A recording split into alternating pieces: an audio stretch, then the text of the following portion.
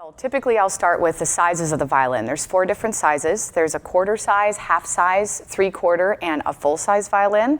And the size is determined based on your arm length. So when I was young, and I started when I was 5 years old, I started with a quarter size violin.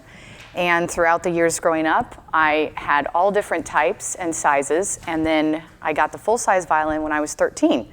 So I was fully grown and I needed a bigger size. That's usually around the teen years when people get a full-size violin, and then you have it for the rest of your life. So this is the same one that I purchased when I was 13 years old.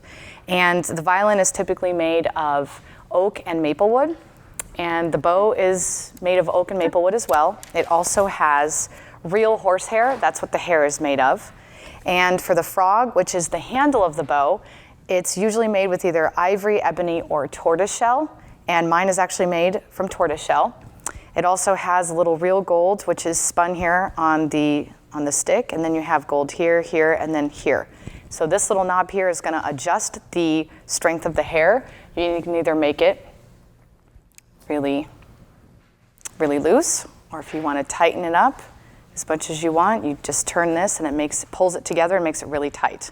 And also for the strings of a violin, traditionally, the strings were made from animal intestine, which was then wound with steel wire. And nowadays, a lot of strings are made with steel or nylon and then woven with steel wire. The difference between that for the sound, the intestine strings are kind of a more complex, rich sound, whereas the steel and nylon strings provide you with more stability. They're sturdier, and they also keep the pitch better. Well, traditionally it was used for opera, chamber music, orchestra, so you had quartet, trio, or duo. That was the classical way it was used. And now, of course, in modern times, you can hear the violin in rock or pop or hip hop. You also have American folk music or also country, and that's where it's referred to as the fiddle. The fiddle actually is the same as the violin. The only difference with the terms is what music is played on it.